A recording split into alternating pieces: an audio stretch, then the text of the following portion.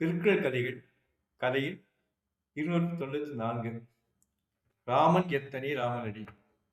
ஒரு வாரப்பத்திரிகையில் அந்த செய்தி வந்திருந்தது.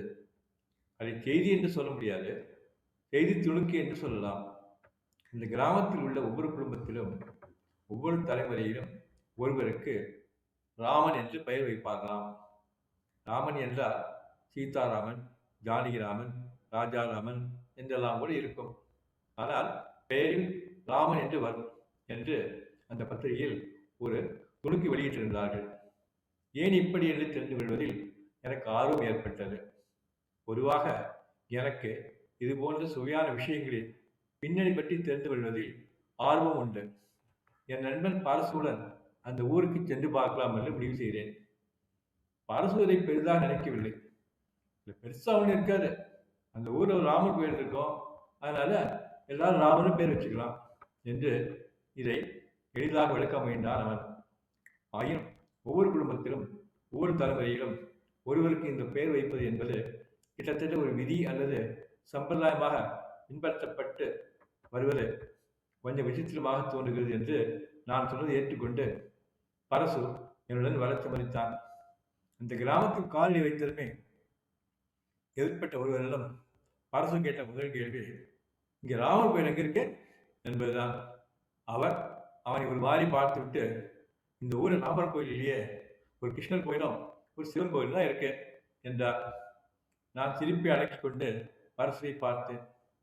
பின்னையே இந்த ஊரில் எல்லாம் ராமன் பேர் வச்சுக்கிறாங்க என்றால் அவன் அசராமல். அது எனக்கு தெரியாது, அதோட தெருவுக்குள்ள போனீங்கன்னா இடது பக்கமா இருக்கிற 3வது வீட்டில் ரமணின்னு ஒருத்தர் இருக்காரு, அவருக்கு தான் அந்த விஷயம்லாம் தெரியும் என்றார் அவர். தேங்க்ஸ், உங்க பேர் என்ன? கோசல்ராம் என்றார் அவர். ரமணி வீட்டுக்கு சென்று, நாங்கள் பல ஊர்களுக்கும் பயணம் செல்பவர்கள் என்று எங்களை அறிமுகப்படுத்திக் கொண்டு, இந்த ஊரில் எல்லா குடும்பத்திலும் ராமன் என்று பெயர் வைப்பதின் பின்னணி பற்றி தெரிந்து கொள்ள விரும்புவதாக சொன்னோம். அது ஒரு பெரிய கதை என்று ஆரம்பிப்பார் என்று நினைத்தேன்.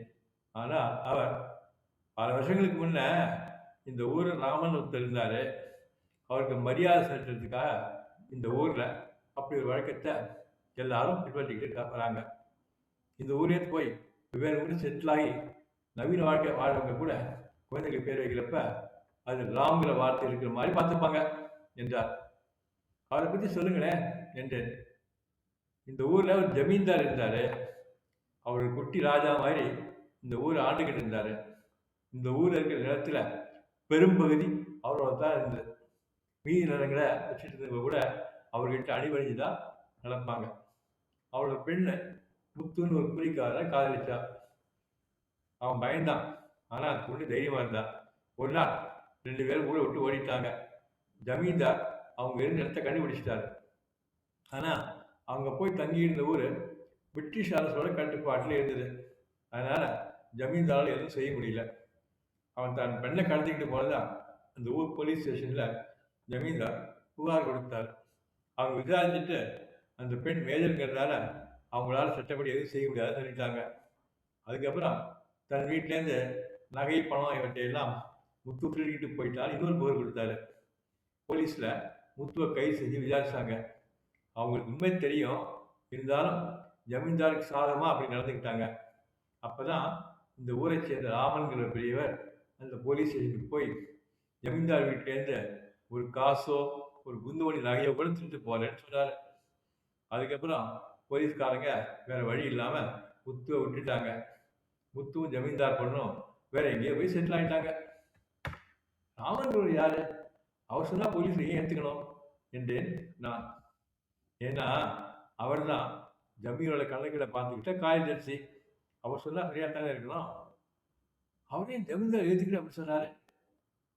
முத்து அவருக்கு வேண்டியவனா? முத்து யாருன்னு அவருக்கு தெரியாது. ஜமீன்ல அவருக்கு நல்ல சம்பளம், மரியாதை எல்லாம் இருந்தது. அப்படியும் அவர் இது செஞ்சாருன்னா அதுக்கு ஒரே காரணம், தனக்கு ஒரு விஷயம் பொய்ன்னு தெரிஞ்சப்ப அதை வெளிப்படுத்தி உண்மையை நிலைநாட்டணும்னு அவர் நினைச்சதுதான். இதெல்லாம் எப்படி உங்களுக்கு தெரியும் என்றார் பரசு. நான் குறுக்கிட்டு, அதுக்கப்புறம் அவனுக்கு என்ன ஆச்சு என்றேன். என்ன ஆகும், ஜமீன் வேலை போயிடுச்சு. அவருக்கு இந்த ஊரில் சொந்த வீடு இருந்தாலும் ஜமீன்தாரோட கோபத்தை சம்பாதிச்சுக்கிட்டு அவரால் இந்த ஊரில் இருக்க முடியாம ஊரை விட்டே போய் வேற ஊர்ல ஒரு கடையில கணக்கு எழுதி ரொம்ப கஷ்டப்பட்டு வாழ்க்கை நடத்தினாரு. அப்புறம் அந்த ஊருக்கு திரும்பி வரவே இல்லையா? வந்தாரு. 1956ல அரசாங்கம் ஜமீன்தார்களை ஒழிச்ச அப்புறம் அவர் குடும்பம் இங்க திரும்ப வந்தது. அவரோட பழைய வீட்டிலேயே அவர் கொஞ்ச நாள் இருந்துட்டு இறந்து போயிட்டார். ஏதோ இந்த பெஞ்சில படுத்துக்கிட்டு தான் அவர் இறந்து போறாரு என்று பரசு அமர்ந்திருந்த நாற்காலிக்கு பக்கத்தில் இருந்த ஒரு பழைய பெஞ்சை காட்டினார் அவர். பரசு நாற்காலியிலிருந்து துள்ளி எழுந்தார். அப்ப இதுதான் அவர் வீடா என்றேன் நான் வியப்புடன். அப்ப நீங்க? நான் அவளோட பேரன். என் பேரு ராமன் தான் என்றார் ரமணி. நல்ல வேளை நான் தான் இறந்து போனது ராமன் சொல்லாம போறீங்களே என்று பரசு முணுமுணுத்தது எனக்கு மட்டும் கேட்டது. உங்க பேர் ரமணின்னு சொன்னாங்களே என்றேன் நான். தன் மாமனார் பேரை சொல்லி என்னை கூப்பிடக்கூடாதுங்கிறதுக்காக என்ன என் அம்மா ரமணின்னு கூப்பிடுவாங்க. அந்த பேரை எனக்கு கிடைச்சிருச்சு. ஆனா ரெக்கார்ட் எல்லாம் என் பேர் ராமன் தான். உண்மையை பேசின என் தாத்தாவோட நினைவு எப்பவுமே அழியக்கூடாதுங்கிறதுக்காக இந்த ஊர்ல இருக்க எல்லா குடும்பமும் குழந்தைகளுக்கு அவர் பேரை வைக்கிறப்ப எங்க குடும்பத்திலிருந்து நம்ம வைக்காம இருப்பாங்களா என்றார் ரமணி என்கிற ராமன். வைங்க வைங்க, உங்க பையன் பேர் என்ன? ரகுராமனா என்றார் பரசு. இல்ல, பலராமன். பலராமனா? ஏற்கனவே இந்த ஊர்ல பலராமன் இருக்காங்க போல இருக்க. இருக்கட்டும், என் பேர் பரசுராமன் என்ற பரசு. வாடா போலாம் என்றார் என்னிடம். அறத்துப்பால் துறவியல் அதிகாரம் 30 வாய்மை.